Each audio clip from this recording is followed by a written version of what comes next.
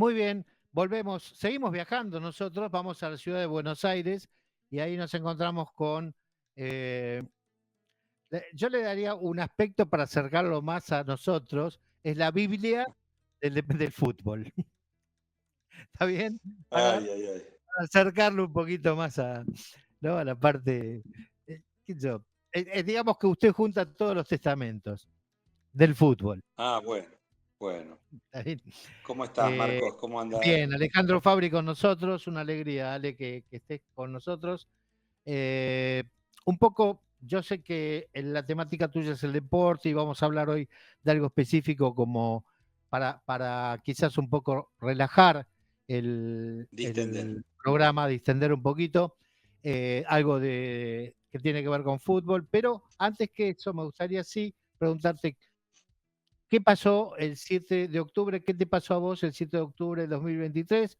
¿Cómo te enteraste? ¿Cómo recibiste? ¿Qué sensación te causó?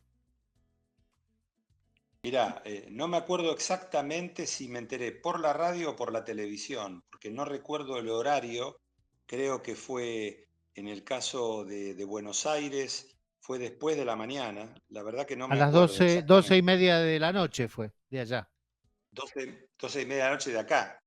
Claro, claro. Claro, bueno, ya estaban los noticieros con todo esto y me sorprendió absolutamente. Y fue, en algún sentido, una sensación parecida, sin conocer demasiado de lo que había pasado. Sabía que había Ujú. entrado un grupo grande al territorio israelí desde Gaza, eso está claro, que era en el sur de Israel, que había una fiesta, pero como periodista que soy, a los minutos de empezar a escuchar, nada, me fui acordando de las Torres Gemelas, me fui acordando del golpe en Santiago de Chile con la muerte de Salvador Allende, varias cosas que me conmovieron en distintos momentos de la vida de uno, pero en este caso puntual me resultó en la cabeza un parentesco con algo de lo que pasó en Estados Unidos, en Nueva York, con el tema de las Torres Gemelas, porque enorme cantidad de gente no estaba involucrada en ninguna situación militar, digamos. Acá,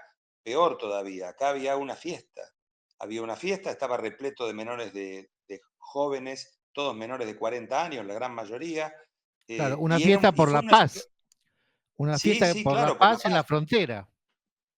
Claro, la única duda que me quedó en ese momento, me quedó retumbando en la cabeza lo que alguno de los periodistas que estaba cubriendo eso decía, ¿cómo fue posible, no? Son las Claro. cosas que a lo mejor en Estados Unidos con el tema del 11 de septiembre todos decían, ¿cómo fue posible que se estrellara un avión contra una torre gemela?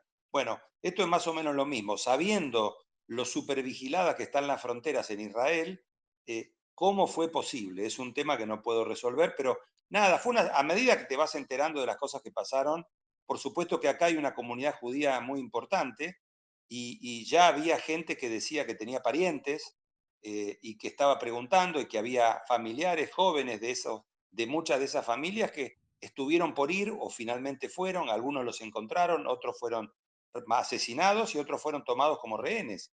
Esto ha pasado, por eso la comunidad argentina y con lo que nos ha pasado a nosotros en la época de Menem, en esta ridícula idea de aliarse con Estados Unidos en una guerra que poco tiene que ver con la Argentina, que generó la respuesta terrible del terrorismo musulmán, en ese caso, ¿no?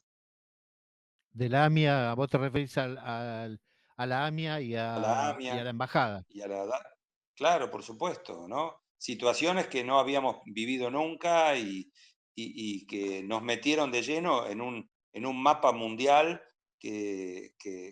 donde no teníamos mucho que ver, más allá de la cantidad de gente que tiene conexiones con Israel, que es muchísima, también hay una comunidad más pequeña, árabe, y hay gente de Palestina también acá, Por y supuesto. conviven sin ningún inconveniente, ¿no?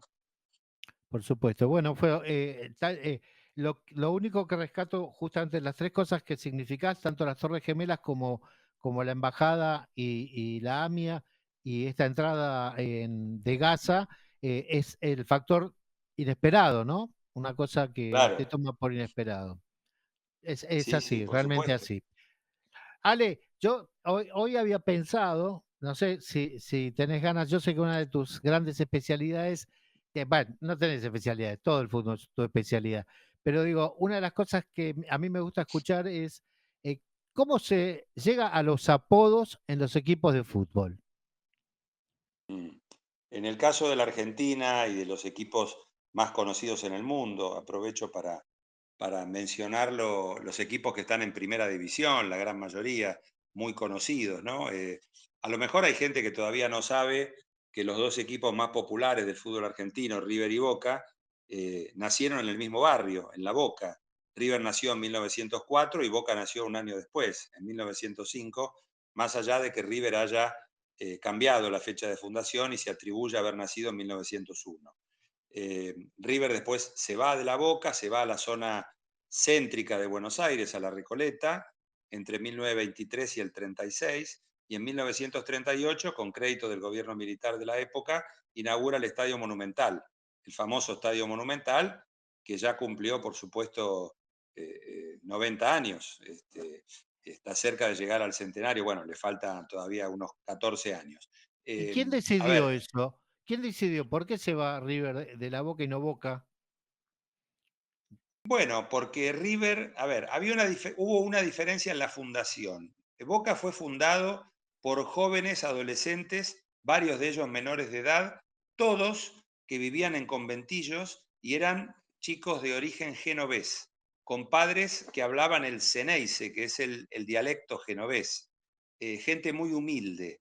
En el caso de River, también hubo chicos nacidos en los conventillos de La Boca, La Boca fue un barrio hegemonizado largamente por la colonia italiana, que es Ujú, inmensa en este país. ujú. Casi todos los argentinos, o una buena parte de los argentinos, entre los que yo me incluyo, tenemos algún bisabuelo, algún abuelo, algún tatarabuelo italiano o italiana.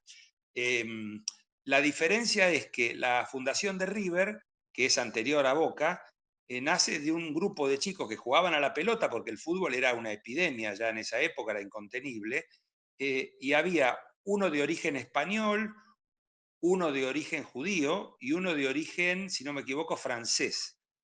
Mm, Creo que el del origen francés era el único que vivía en una casa de material, de ladrillo, digamos. Los demás vivían en casas de chapa.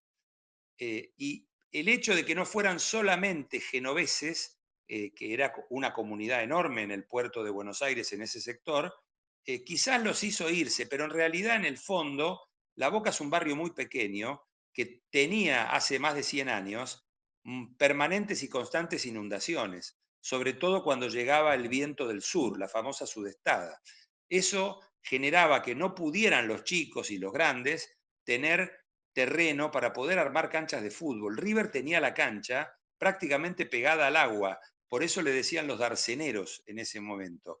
Y la cancha de River no tenía pasto, porque se la llevaba el agua inmediatamente. Entonces, ya en 1907 River se mudó al barrio de Sarandí, que pertenece a Avellaneda, contiguo al río, del otro lado del río, ¿no? sí, Imaginás lo que sería Sarandí en 1907. Bueno, una Boca isla. deja, claro, Boca también deja La Boca en 1913 y se va a jugar a Wilde, que es otro barrio de Avellaneda. Bueno, finalmente los dos regresan a La Boca a tratar de arreglárselas como pudiesen, porque la gente no iba a ver los equipos, no había rutas, no había colectivos, no había posibilidades de irse desde La Boca a Sarandí a ver un partido de fútbol o desde La Boca a Wilde. En el caso de Boca, los hinchas italianos, muy grandilocuentes, le avisaron a los dirigentes, que eran los fundadores del club, que eran pibes, que si no volvían a La Boca, ellos rompían el carnet y no iban más a verlos. Entonces, tanto Boca como River, en diferentes momentos, separados por Mm. 6 o 7 años, volvieron a La Boca. Y no había lugar en la medida en que las casas se iban transformando en casas de material, o los conventillos que no se derribaban le daban lugar a otros inmigrantes. Bueno, River salió de ahí, encontró un lugar en Palermo, muy cerquita de donde hoy está el Museo Nacional de Bellas Artes, y Ujú. posteriormente se quisieron ir hacia el norte, y allí desembarcaron en una zona absolutamente deshabitada, que era terreno ganado al río, en el barrio de Belgrano, pero sobre el río, y allí construyeron el Estadio Monumental, que es la principal cancha que tiene el fútbol argentino y donde habitualmente la selección argentina juega sus partidos de local, ¿no? Ujú. Ok. Bueno, y ya que estamos con los dos, el apodo dijiste que Xeneize tiene que ver con que venía con el el idioma. dialecto que hablaban con el idioma. Y lo de Claro, River, en el caso de River, el fútbol profesional arranca en 1931, se crea la liga profesional. Jugaban en primera división 36 equipos en 1930 mm, y se dieron cuenta que era mucho. El campeonato empezaba en marzo de un año y terminaba en marzo del otro año, era un disparate. una Bueno, locura. 18 clubes se separan y forman la liga profesional, que nunca fue reconocida por la FIFA.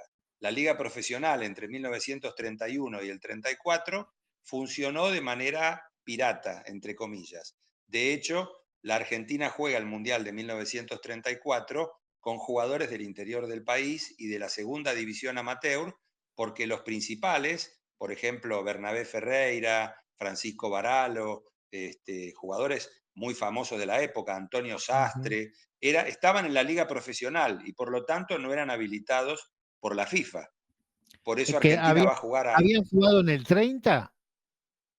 Sí, por supuesto, Pancho Barallo había jugado en el 30, Carlos Ah, Peuchele también, pero en el 30 estaba todavía el fútbol amateur, la Asociación Argentina Amateur, que era avalada por la FIFA desde 1904, cuando la Argentina se unió a la ujú. FIFA.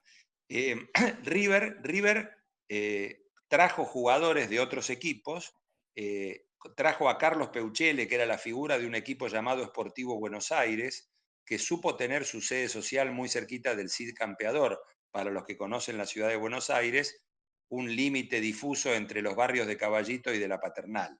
Eh, Al año siguiente, en 1932, River contrató a Bernabé Ferreira, que era el gran delantero del Mm. momento, un gringo del interior del país, de la ciudad de Rufino, de Santa Fe, que pateaba como una bestia, pateaba fuertísimo. River lo compra y con el dinero que invierte en un jugador de Platense, Carlos Santamaría, que le decían el Alazán, que jugaba en Sportivo Devoto y había jugado los años 30 y 31 en Platense y se había lucido, y con un jugador de Quilmes, Domingo Arrillaga, River pone mucha plata por esos tres. Entonces en la prensa de la época le pusieron de apodo los millonarios, que eran millonarios, porque tenían Ah, mucha plata, evidentemente, y bueno, y ahí quedó el apodo para siempre. Hay apodos curiosos, hay apodos llamativos. Por ejemplo, en ¿cuáles? el caso de Ejemplo. Atlanta, Atlanta, que es un equipo muy, muy caro a buena parte de la comunidad judía de Argentina, de Buenos Así Aires. es, así es. Atlanta es del... Tenemos muchos amigos acá.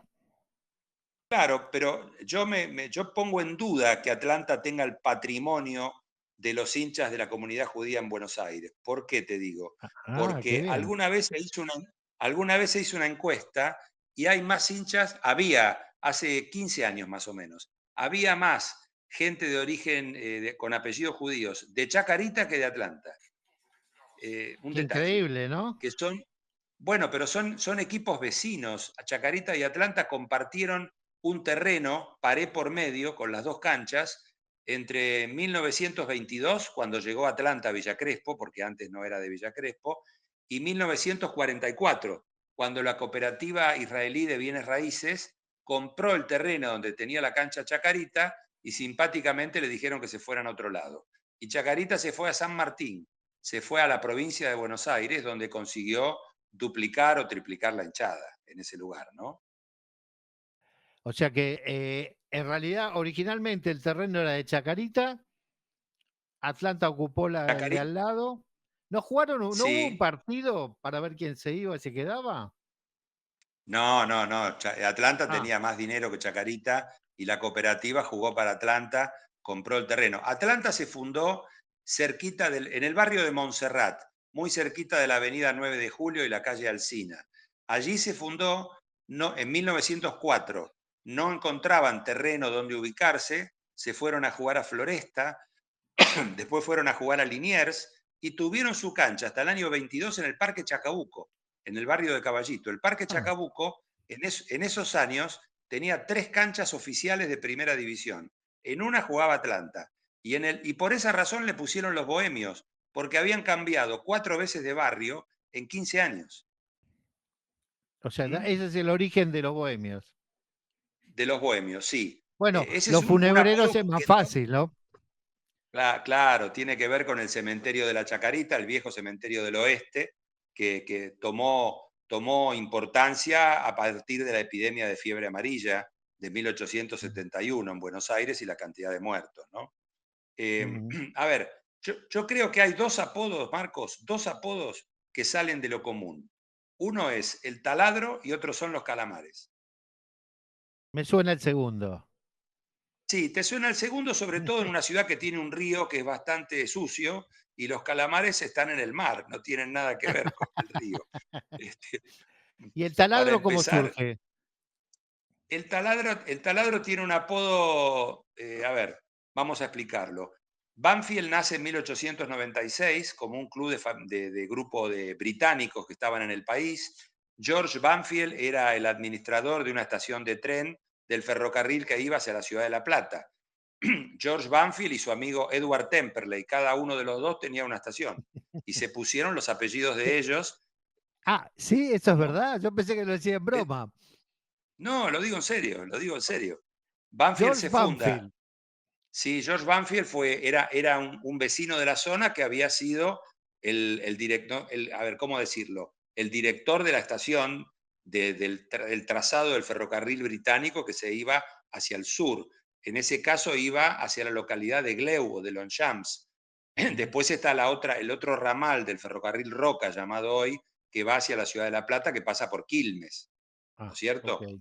Bueno, tanto Quilmes como Banfield fueron producto del apoyo y del amor que sentían los británicos por el fútbol, que fue creciendo y creciendo. En el caso de Temperley, que es de 1910, hay varios ingleses ahí metidos, pero no es fundado por colonos ingleses, sino que es fundado por chicos en 1912, cuando se funda Temperley. Ya el fútbol era absolutamente común en todas las barriadas porque era un deporte que había captado el interés de todo el mundo. Yendo a Banfield, Banfield es el equipo de los ingleses, construye su cancha en la misma zona, desaparece Banfield durante varios años y vuelve a ser fundado en 1904 con la camiseta que era la barrera del tren, era color oro y negro, color amarillo fuerte y negro. Después cambia a una camiseta muy parecida a la del Inter de Milán, negra y azul a Mm, rayas verticales, y ujú. finalmente se quedan con la camiseta verde y blanca a rayas verticales. Banfield Ah, llega a primera en 1913, juega, desciende, vuelve, pero no tenía apodo. Era el equipo banfileño, el equipo del sur, el equipo verde y blanco. Y hay una situación que todos conocemos que fue la Segunda Guerra Mundial. En 1941, Banfield había llegado a primera. Banfield, cuando llega al profesionalismo, no es incluido entre los 18 clubes que arman el campeonato de primera división. Recién llega a primera para 1940. Juega 9 temporadas mm, en la segunda categoría y llega a primera. Y había arreglado partidos Banfield, había sido penado por soborno y le habían descontado puntos. Por lo tanto, en 1941 Banfield tenía que, no digo salir campeón, pero ganar muchos partidos para poder salvarse del descenso. Bueno, eso pasó. Banfield armó un gran equipo, había gente entre sus dirigentes vinculada al juego clandestino. Era la época de la década infame, que se llamó así en Argentina, ajá. en el final de los años 30 y el comienzo de los años 40. Y se daba una situación especial. Alemania avanzaba en los frentes de Europa, ya había conquistado Francia, ya había conquistado Países Bajos, estaba en la dura pelea aérea con Inglaterra y había hecho un pacto con la Unión Soviética, había invadido Polonia, Alemania, pero a partir de un momento Hitler quebró ese acuerdo con Stalin y decidió invadir la Unión Soviética. Así es. En la Argentina había una cantidad de gente muy admiradora de Hitler y de Francisco Franco, que había ganado la Guerra Civil Española con el apoyo incalculable en material del propio Hitler y de Benito Mussolini, el líder fascista italiano. Así Bueno, es. había un diario en Avellaneda. Avellaneda es una ciudad pegadita a la ciudad de Buenos Aires, donde tienen su sede dos equipos históricos muy grandes del fútbol argentino, Independiente y Racing. Bueno, Banfield jugaba con Independiente en Avellaneda. Estaba en esa racha de ganar partidos para intentar salvarse del descenso. Y había un diario que se llamaba Pampero, que era un diario más que nada político, un pasquín nazi-fascista, que contaba permanentemente, yo creo que no salía todos los días, que salía 3 veces por semana, eso me han dicho, no lo pude comprobar, que informaba de los adelantos de los nazis en los distintos frentes. Y había habido, bueno, Banfield le gana a Independiente en la cancha de Independiente y el título del Pampero fue El taladro banfileño, avasalló o aplastó a los rojos o a la camiseta roja, jugando porque habían hablado del taladro nazi que estaba invadiendo implacablemente los distintos lugares Ah, y o sea, jugaron con comparó a el Banfield ejército con los rojo, nazis, claro. sí, y a Independiente con el ejército rojo. Y eso lo repitieron y quedó el apodo del taladro inconscientemente, no tuvo ninguna especialización en gente que quiso dedicarse. No es como ahora que por las redes sociales podrían hacer una campaña para poner un nombre. Como no tenía Exacto. apodo, le quedó el taladro. Y lo mantuvieron. Y después hubo una ferretería de la zona de Banfield que donó un taladro si Banfield le ganaba a Boca. Fue una cosa que quedó en el tiempo porque no tenía apodo. Hay algunos clubes en Buenos Aires, en la zona de alrededor, que no tienen apodo. Lanús, por ejemplo, le dicen los granates, pero granate es el color de la camiseta. No tiene apodo. No tiene un apodo. Ferrocarril Oeste, claro, Ferrocarril Oeste le dicen los verdolagas, y bueno, la camiseta es verde.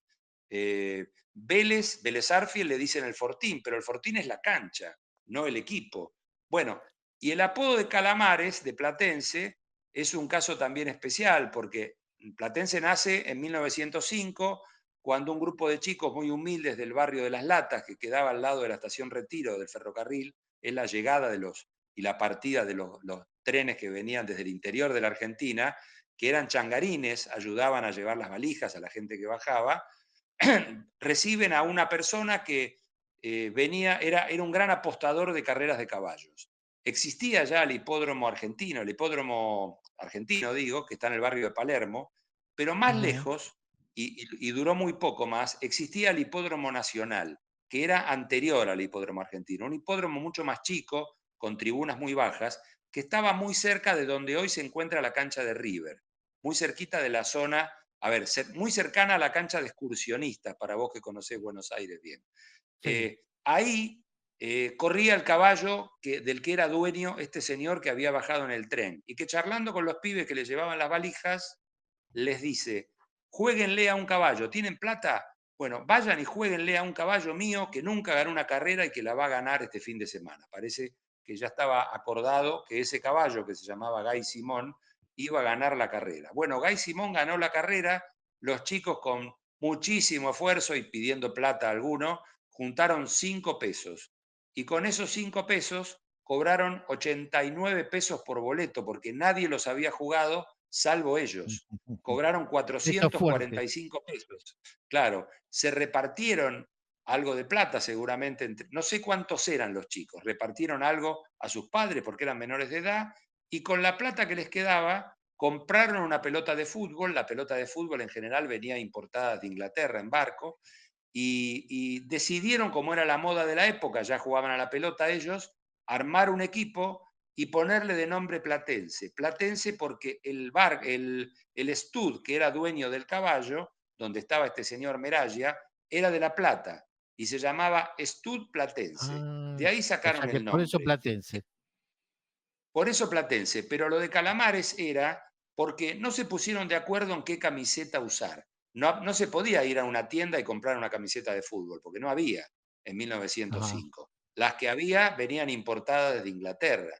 Bueno, los chicos jugaban en los partidos amistosos que jugaban con vecinos y demás, con una camiseta que es la que usábamos nosotros para dormir de chicos, de manga larga o de manga corta, de algodón, nada más.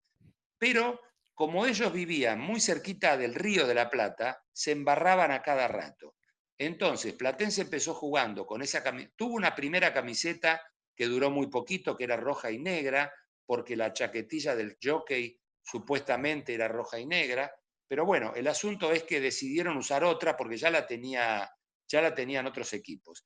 Y en algún momento de 1909, 1910, Platense se afilia a la AFA de ahora en 1910. Bueno, antes de eso, uno de los fundadores que trabajaba en la zona del barrio de Once, donde hay muchas tiendas de tela, apareció con una bobina de tela marrón y les dijo que se pusieran la tela marrón horizontalmente en el medio del cuerpo para que Ah, se confundiera con el barro, para que no quedaran tan mal, tan feos con el tema de la camiseta embarrada. Y un periodista del diario La Prensa, Antonio Palacio Sino, que era muy conocido en esa época porque comentaba fútbol, que era muy duro, muy áspero y también muy irónico con muchos jugadores porque estaban excedidos de peso o porque no sabían cabecear y demás, fue a ver un partido de Platense y dijo que los muchachos morochos de la camiseta blanca que terminaron convertidos en calamares porque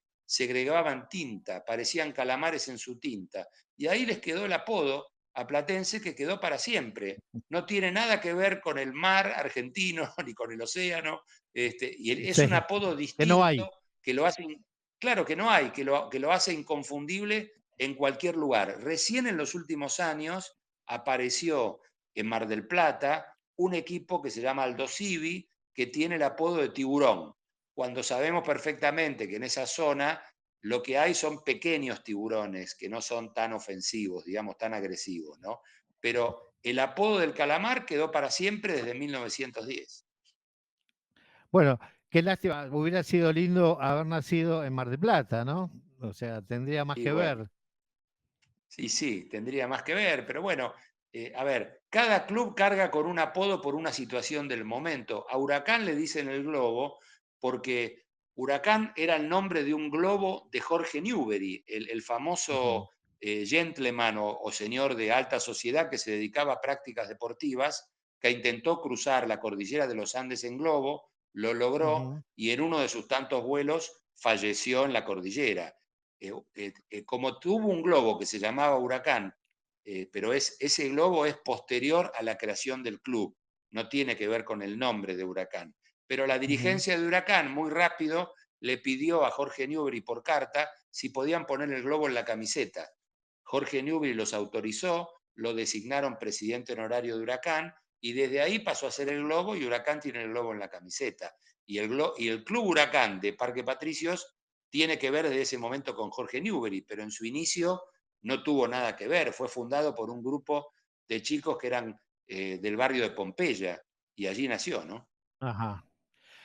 Alejandro, le dejo para la semana que viene, perdón, le dejo para la semana que viene Independiente y Racing, que tenemos gente acá llegada que le puede interesar y bueno, lo de Vélez ya lo contó.